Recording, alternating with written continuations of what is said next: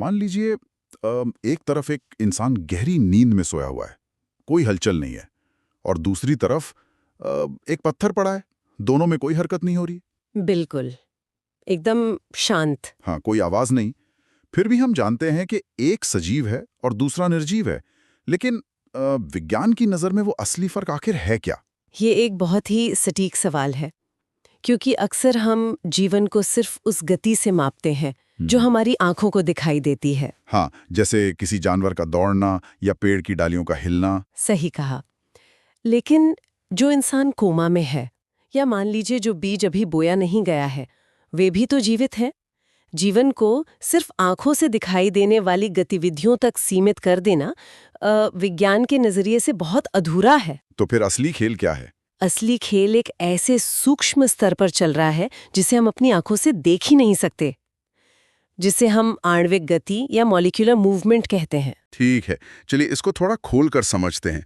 जब हम कहते हैं कि कोई जीवित है, तो इसका मतलब सिर्फ उसका सांस लेना नहीं है, बल्कि आणविक स्तर पर एक बहुत ही गहरी और लगातार चलने वाली गति है। एकदम, क्योंकि सजीवों का शरीर बहुत ही सुव्यवस्थित होता है, ऊतकों से लेकर कोशिकाओं तक और उनके अंदर के छोटे छोटे घटकों तक। और समय के साथ या पर्यावरण के प्रभाव से इस जटिल व्यवस्था में लगातार टूट-फूट होती रहती है ना? बिल्कुल होती है, और अगर यह व्यवस्था बिखर गई तो जीव जिंदा नहीं रह पाएगा। तो मतलब किसी भी जीव के जीवित होने का सबसे बड़ा प्रमाण ये है कि उसके शरीर में अणुओं की गति लगातार चलती रहनी चाहिए, ताकि शरीर की मरम्मत और मेंटेनेंस का काम बिना रोके होता रहे। यहाँ सबसे दिलचस्प बात यह है कि वायरस यानी विषाणु इस परिभाषा के सामने एक बहुत ही अजीब स्थिति पैदा करते हैं। ओ हाँ, वायरस हमेशा से एक पहेली रहे हैं विज्ञान के लिए। सत्य है, क्योंकि जब तक कोई वायरस किसी जीवित कोशिका को संक्रमित नहीं करता, तब तक उसके अंदर कोई आणविक गति होती ही नहीं है। मतलब शरीर के बाहर वो पूरी तरह से शांत रहता है। हाँ, एक निर्जीव क्रिस्टल की तरह पड़ा रहता है। उसके अंदर कोई मरम्मत या रखरखाव का काम नहीं चल रहा होता। क्या बात है! इसी वजह से वैज्ञानिक आज भी इस बात पर बहस करते हैं कि वायरस को पूरी तरह से सजीव माना जाए या निर्जीव। जीवन की असली शर्त यही है कि अणुओं का यह मरम्मत का काम चलता रहे, चाहे जीव सो रहा हो या कोई काम ना कर रहा हो। ये आणविक गति की बात पहली बार में थोड़ी जटिल लग सकती है, लेकिन ये सीधे तौर पर हमारे खुद के शरीर के काम करने के तरीके से जुड़ी है। बिल्कुल जुड़ी है। अब जरा ऐसे सोचिए, अगर शरीर को लगातार अपनी मरम्मत करनी है, कोशिकाओं को मरने से बचाना है, तो इस भारी भरकम काम के लिए बहुत सारी ऊर्जा चाहिए। बिल्कुल चाहिए। और ये ऊर्जा किसी जादू से तो आएगी नहीं। नहीं, जादू से तो बिल्कुल नहीं आएगी। इसे बाहर से लेना पड़ता है, और बाहर से ऊर्जा के स्रोत को शरीर के अंदर लेने की जो प्रक्रिया है, उसे ही हम पोषण या न्यूट्रिशन कहते हैं।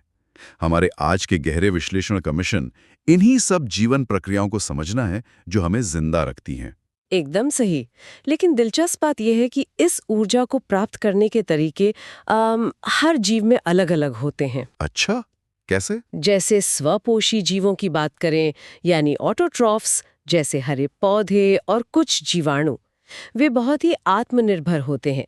वे पर्यावरण से कार्बन डाइऑक्साइड और पानी जैसे बहुत ही साधारण पदार्थ लेते हैं और फिर प्रकाश संश्लेषण करते हैं। हाँ, सूर्य के प्रकाश और क्लोरोफिल की मदद से।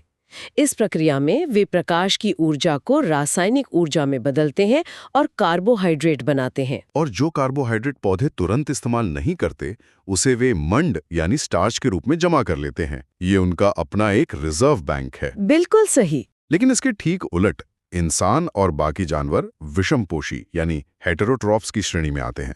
हम अपना खाना खुद नहीं बनाते, बल्कि दूसरों पर निर्भर लेते हैं। हाँ, और हम अपनी अतिरिक्त ऊर्जा को मंड के रूप में नहीं, बल्कि ग्लाइकोजन के रूप में शरीर में संचित करते हैं। ये अंतर बहुत महत्वपूर्ण है, क्योंकि इंसान और जानवर जटिल खाद्य पदार्थों का सेवन करते हैं, तो शरीर को उन जटिल पदार्थों को सीधे इस्तेमाल करने में दिक्कत होती है। बहुत दिक्कत होती है। इसीलिए उन्हें छोटे और सरल अणुओं में तोड़ना पड़ता है, ताकि कोशिकाएं उन्हें आसानी से सोख सकें। और इसी तोड़ने की प्रक्रिया के लिए शरीर एंजाइम या जैव उत्प्रेरकों का इस्तेमाल करता है। पाचन तंत्र को देखकर तो ऐसा लगता है जैसे शरीर के अंदर एक विशाल डिसअसेंबली लाइन चल रही है। हाँ, ये एक बहुत अच्छा रूपक है, जहां बड़ी चीजों को छोटे छोटे पुर्जों में खोला जा रहा है, और इसकी शुरुआत तो हमारे मुंह से ही हो जाती है। कभी गौर किया है कि मनपसंद खाने की खुशबू आते ही मुंह में पानी आ जाता है? हाँ, लेकिन वो सिर्फ पानी नहीं है, वो लार है। उसमें लार एमिनेज नाम का एक एंजाइम होता है। तो पाचन वहीं से शुरू हो जाता है। बिल्कुल। जब हम खाना चबाते हैं तो ये एंजाइम मुंह में ही जटिल मंड को सरल शर्करा में तोड़ना शुरू कर देता है। पेट में जाने से पहले ही काम शुरू हो चुका होता है। इसके बाद खाना ग्रासनली से होता हुआ हमारे आमाशय यानी पेट में पहुंचता है। यहाँ एक बहुत ही दिलचस्प रसायन इंतजार कर रहा होता है। हाँ, पेट की दीवारें जठर रस निकालती हैं, जिसमें पेप्सिन नामक एंजाइम और हाइड्रोक्लोरिक अम्ल यानी HCl होता है। और प्रोटीन को पचाने के लिए पेप्सिन को एक बहुत ही अम्लीय माहौल की जरूरत होती है। एकदम सही। और हाइड्रोक्लोरिक अम्ल ठीक यही काम करता है। लेकिन यहाँ मुझे एक बात खटकती है। हाइड्रोक्लोरिक अम्ल तो इतना खतरनाक होता है कि वो धातुओं को भी गला सकता है। हाँ, बहुत तेज होता है। तो अगर हमारे पेट में इतना तेज अम्ल लगातार मौजूद है, तो हमारा पेट खुद इस अम्ल से क्यों नहीं जल जाता? आखिर ये मांस का ही तो बना है। ये वास्तव में प्रकृति की एक बहुत ही चतुर इंजीनियरिंग है। आमाशय की अंदरूनी दीवार पर श्लेष्मा यानी म्यूकस की एक सुरक्षात्मक परत होती है। अच्छा, तो वो उसे बचाता है? हाँ, ये परत कोई स्थिर चीज नहीं है। पेट की कोशिकाएं इसे लगातार बनाती रहती हैं। ये म्यूकस अम्ल और पेट की अंदरूनी सतह के बीच एक दीवार का काम करता है। और जब ये कमजोर बढ़ती है तब? जब तनाव या खराब खानपान की वजह से ये परत कमजोर पड़ जाती है, तब अम्ल सीधा पेट की दीवार को छूने लगता है और इसी वजह से अल्सर या एसिडिटी जैसी समस्याएं पैदा होती हैं। यानी वो आणविक मरम्मत का काम यहाँ भी लगातार चल रहा है? खैर, आमाशय के बाद खाना शुद्रांत यानी छोटी आंत में पहुंचता है और स्रोत सामग्री में छोटी आंत को लेकर एक बहुत ही कमाल का तथ्य दिया गया है। हाँ, उसकी लंबाई के बारे में? बिल्कुल। आहार नल की लंबाई इस बात पर निर्भर करती है कि जीव खाता क्या है। ये जीव विज्ञान का एक शानदार उदाहरण है कि कैसे जरूरत के हिसाब से अंगों का विकास होता है। गाय या हिरण जैसे घास खाने वाले शाकाहारी जानवरों की छोटी आंत काफी लंबी होती है। क्योंकि घास को पचाना मुश्किल होता है। सही कहा। पौधों में सेल्यूलोज होता है, जिसकी कोशिका भित्ति बहुत कठोर होती है। उसे पचाने में बहुत अधिक समय और विशेष बैक्टीरिया की आवश्यकता होती है। लंबी आंत उस प्रक्रिया के लिए पर्याप्त समय देती है। और मांसाहारियों का क्या? बाघ या शेर जैसे मांसाहारी जानवरों की छोटी आंत बहुत छोटी होती है, क्योंकि मांस में सेल्यूलोज नहीं होता और उसे पचाना अपेक्षाकृत तेज और आसान होता है। क्या बात है। तो ये तो हो गई डिसअसेंबली लाइन की बात। छोटी आंत में यकृत और अग्न्याशय के रस मिलते हैं, भोजन पूरी तरह से पचता है और आंत की दीवारें उसे सोखकर खून में मिला देती हैं। बिल्कुल। अब भोजन कोशिकाओं तक पहुंच गया है। लेकिन यहाँ एक और चुनौती है। सिर्फ ग्लूकोज का होना काफी नहीं है। उस ग्लूकोज के अंदर से ऊर्जा को बाहर निकालना भी तो जरूरी है। ये काम कैसे होता है? यहीं से हमारा अगला महत्वपूर्ण चरण शुरू होता है, श्वसन या रेस्पिरेशन। पोषण के जरिए जो ग्लूकोज कोशिकाओं में पहुंचा है, वो 6 कार्बन वाला एक बड़ा अणु है। ठीक है। कोशिकाएं इस बड़े अणु को सीधे इस्तेमाल नहीं कर सकती, इसलिए सबसे पहले कोशिका द्रव्य में ग्लूकोज को तोड़कर 3 कार्बन वाला एक छोटा अणु बनाया जाता है, जिसे पाइरूवेट कहते हैं। थोड़ा रुकते हैं। सीधे ग्लूकोज से ऊर्जा क्यों नहीं निकालते? पाइरूवेट में तोड़ने की क्या जरूरत है? इसे ऐसे समझ सकते हैं कि अगर आपके पास लकड़ी का एक बहुत बड़ा तना है, तो आप उसे सीधे चूल्हे में नहीं डाल सकते। हाँ, वो तो चूल्हे में आएगा ही नहीं। बिल्कुल, आपको पहले उसे कुल्हाड़ी से छोटे टुकड़ों में काटना होगा। ग्लूकोज वो बड़ा तना है और पाइरूवेट वो छोटा टुकड़ा, जिसे आगे आसानी से जलाकर ऊर्जा निकाली जा सकती है। बहुत खूब। अब इस पाइरूवेट का आगे क्या होगा, ये पूरी तरह से इस बात पर निर्भर करता है कि वहाँ ऑक्सीजन मौजूद है या नहीं। सेगा, अगर हम यीस्ट जैसे सूक्ष्म जीवों की बात करें, तो उनमें पाइरूवेट बिना ऑक्सीजन के ही टूटता है। इस प्रक्रिया को अवायवीय श्वसन कहते हैं, जिसके अंत में एथेनॉल और कार्बन डाइऑक्साइड बनता है। और सबसे चौंकाने वाली बात यह है कि ये बिना ऑक्सीजन वाला श्वसन सिर्फ यीस्ट में नहीं, हमारे खुद के शरीर में भी होता है। हाँ, बिल्कुल होता है। पर कैसे? ऐसा तब होता है जब शरीर अचानक किसी भारी काम में लग जाए। मान लीजिए कोई व्यक्ति बहुत तेज दौड़ रहा है। मांसपेशियों को तुरंत भारी मात्रा में ऊर्जा चाहिए, लेकिन फेफड़े उतनी तेजी से ऑक्सीजन नहीं पहुंचा पा रहे हैं। अच्छा, तो शरीर इंतजार नहीं करता? नहीं, ऐसी आपातकालीन स्थिति में कोशिकाएं ऊर्जा के लिए ऑक्सीजन का इंतजार नहीं करती। वे पायरूवेट को एक दूसरे रास्ते से तोड़ देती हैं, जिसके परिणाम स्वरूप लैक्टिक अम्ल बनने लगता है। ओह, और यही वो लैक्टिक अम्ल है जो मांसपेशियों में जमा हो जाता है और हमें भयानक क्रैम्प्स या ऐंठन महसूस होती है। एकदम। ये शरीर का एक तरह का आपातकालीन तंत्र है। पर इससे ज्यादा ऊर्जा तो नहीं मिलती होगी। नहीं, ये आपातकालीन तंत्र बहुत कम ऊर्जा देता है। ऊर्जा का असली खजाना तब खुलता है जब ऑक्सीजन पर्याप्त मात्रा में हो। कोशिकाओं के अंदर माइटोकॉन्ड्रिया नाम का एक अंग होता है। जी। वहाँ ऑक्सीजन की उपस्थिति में पायरूवेट पूरी तरह से टूटकर कार्बन डाइऑक्साइड और पानी में बदल जाता है। इस वायवीय श्वसन में पहले तरीके की तुलना में कई गुना ज्यादा ऊर्जा निकलती है। और ये सारी ऊर्जा शरीर में यूं ही नहीं बहने दी जाती है। इसे तुरंत एक खास अणु में पैक कर लिया जाता है, जिसे एटीपी कहते हैं। अगर हम इसको बड़े परिदृश्य से जोड़ें तो एटीपी को शरीर की एक रिचार्जेबल बैटरी के रूप में समझा जा सकता है। बैटरी? हाँ, शरीर की हर कोशिका इस एटीपी रूपी बैटरी का उपयोग अपने अलग-अलग कामों के लिए करती है।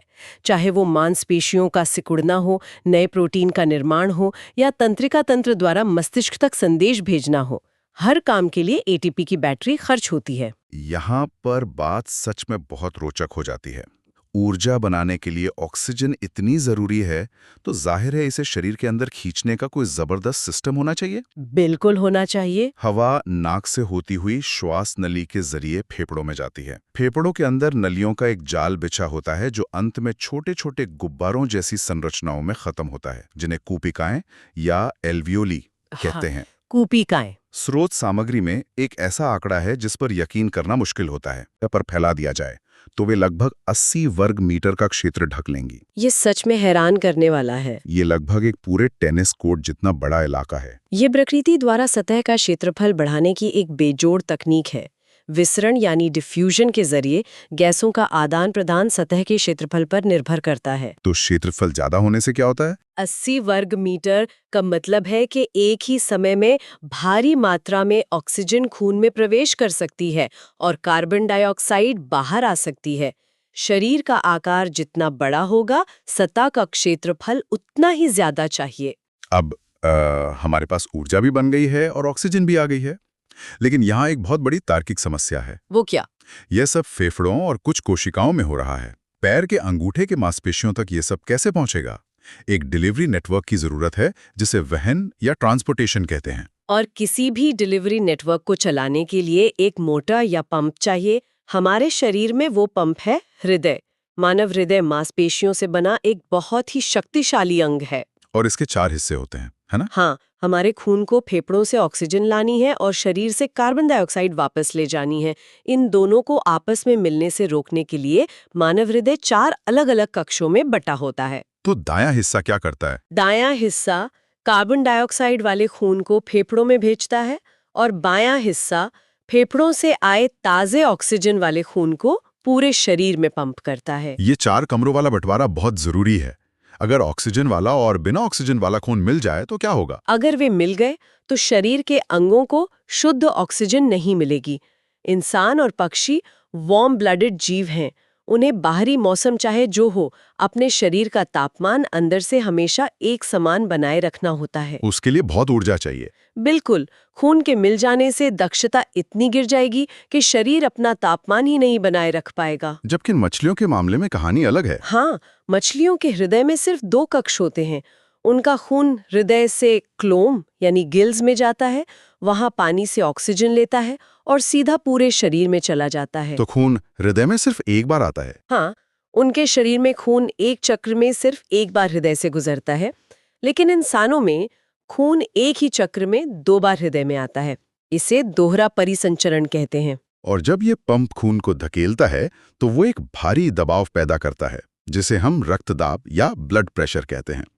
एक स्वस्थ इंसान का ब्लड प्रेशर 120-80 मिलीमीटर पारे के बराबर होता है। सही कहा। इस प्रेशर को झेलने के लिए जो नलियां खून को हृदय से पूरे शरीर में ले जाती हैं, यानी धमनियां, उनकी दीवारें बहुत मोटी और लचीली होती हैं।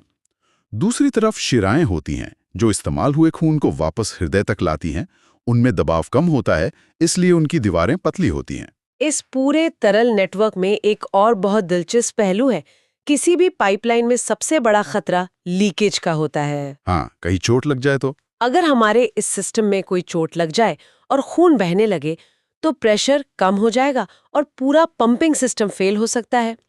इसे तुरंत रोकने के लिए रक्त में प्लेटलेट्स होते हैं। अच्छा, जो थक्का जमाते हैं। जैसे ही कहीं कट लगता है, ये कोशिकाएं वहां पहुंचकर खून का थक्का जमा देती हैं और लीकेज को सील कर देती हैं।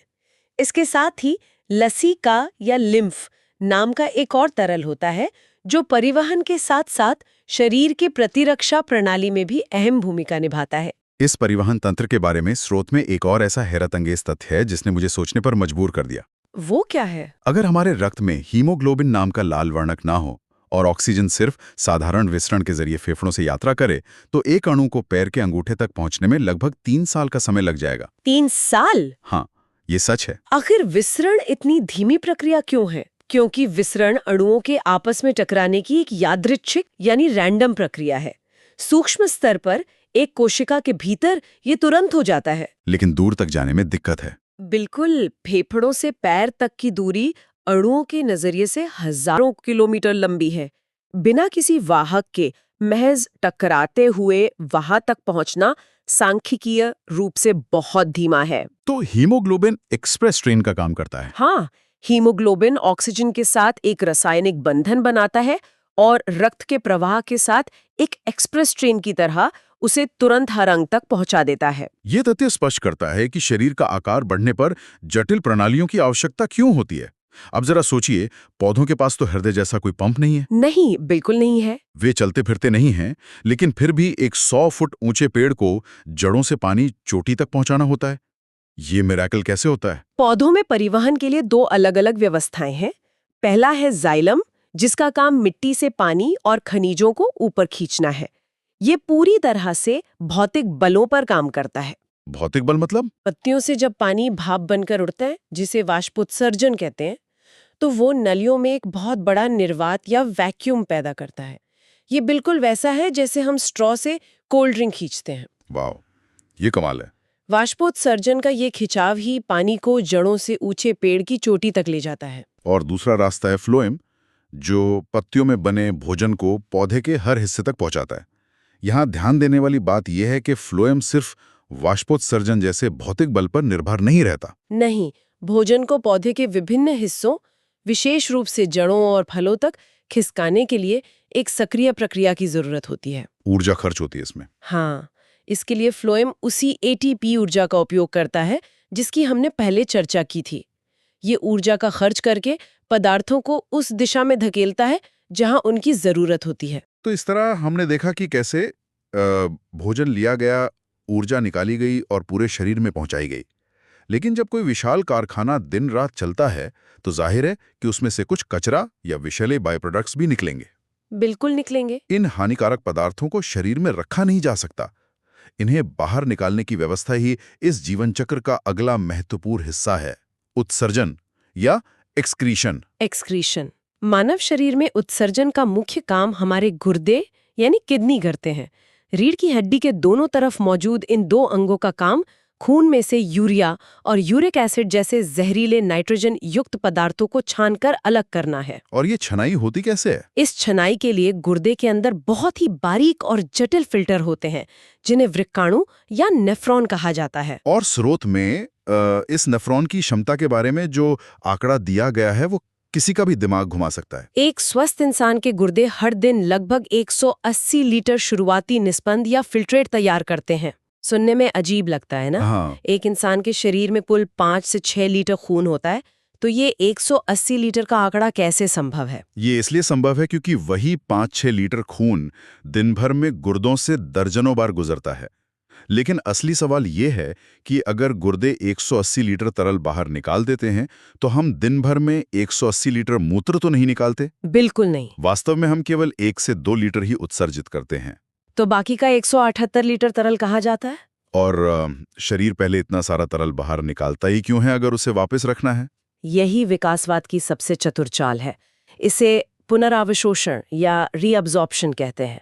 सोचिए कि आपको एक बहुत ही बिखरी हुई मेज साफ करनी है। ठीक है। एक तरीका है कि आप चुन चुन कर कचरा निकालें, जिसमें गलती होने की गुंजाइश है। दूसरा तरीका यह है कि आप मेज का सारा सामान एक डिब्बे में डाल दें और फिर से वही चीजें वापस मेज पर रखें जिनकी आपको जरूरत है। अच्छा, तो गुर्दे यही करते हैं? हाँ, वो खून का बहुत सारा हिस्सा बाहर निकाल देते हैं और फिर नेफ्रॉन की लंबी नलियों में से ग्लूकोज, अमीनो एसिड, जरूरी लवण और भारी मात्रा में पानी को शरीर वापस सोख लेता है। जो बचता है वो सिर्फ शुद्ध कचरा यानी मूत्र होता है। क्या कमाल की व्यवस्था है।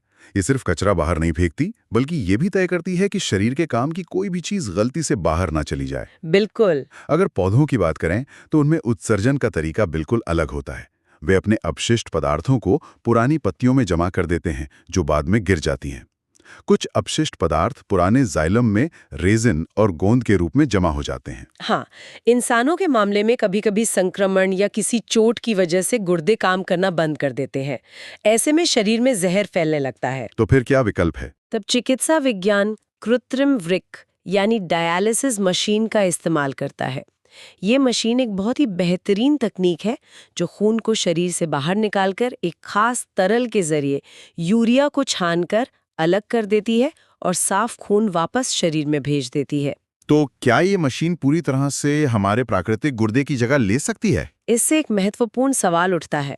डायलिसिस मशीन और प्राकृतिक गुर्दे के बीच एक बहुत बड़ा और बुनियादी तकनीकी अंतर है।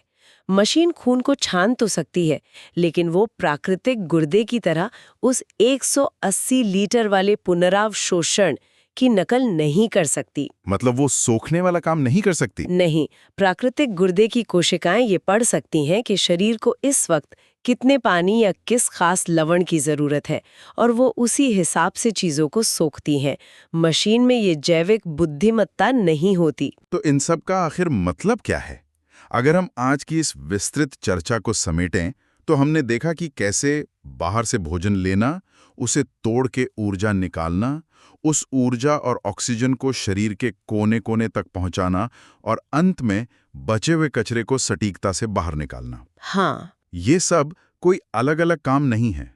ये एक दूसरे से जुड़ी हुई एक बहुत ही जटिल सिम्फनी है। जब ये सारे वाद्य यंत्र एक साथ सही धुन में बजते हैं, तो जो संगीत पैदा होता है, उसी को हम जीवन कहते हैं। सत्य है। ये सारी जानकारी केवल विज्ञान के तथ्य नहीं है, बल्कि हमारे अपने शरीर की उस अद्भुत कार्य प्रणाली के प्रति सम्मान पैदा करने वाली बातें हैं। बिल्कुल। जो हमारे गहरी नींद में सो जाने के बाद भी बिना थके, बिना रुके हमारे लिए काम करती रहती है। शरीर की यह आणविक मशीनरी मानव निर्मित किसी भी कारखाने से कहीं अधिक उन्नत है। और यहीं पर एक विचार मन में आता है जो स्रोत सामग्री में दिए गए अंगदान या ऑर्गन डोनेशन के विषय से जुड़ा है। हाँ, बताइए। आज चिकित्सा विज्ञान इतना आगे बढ़ चुका है कि एक मृत इंसान का दिल, गुर्दा या यकृत किसी दूसरे इंसान में धड़क सकता है और उसका जीवन बचा सकता है। हमारे पास डायलिसिस जैसी मशीनें हैं जो खून छानने का काम कर रही हैं। सही बात है। लेकिन सोचिए, जिस तेजी से हम जीवन की इन सूक्ष्म प्रक्रियाओं को गहराई से समझ रहे हैं, क्या भविष्य में कभी ऐसा दिन आएगा जब इंसान लैब में पूरी तरह से काम करने वाले कृत्रिम अंग बना लेगा? ये तो बहुत बड़ी बात होगी। ऐसे अंग जो सिर्फ डायलिसिस मशीन की तरह छानने का नहीं, बल्कि प्राकृतिक गुर्दे की तरह उस रहस्यमयी पुनरावशोषण का काम भी खुद कर सकें। वाओ! अगर इंसान ने अपने शरीर की इस जटिल मशीनरी का हर एक पुर्जा खुद बनाना सीख लिया, तो शुरुआत में हमने सजीव और निर्जीव के बीच जो रेखा खींची थी, क्या वो हमेशा के लिए धुंधली नहीं हो जाएगी? ये एक ऐसा विचार है जो विज्ञान और दर्शन दोनों की सीमाओं को चुनौती देता है। इस पर विचार जरूर कीजिएगा।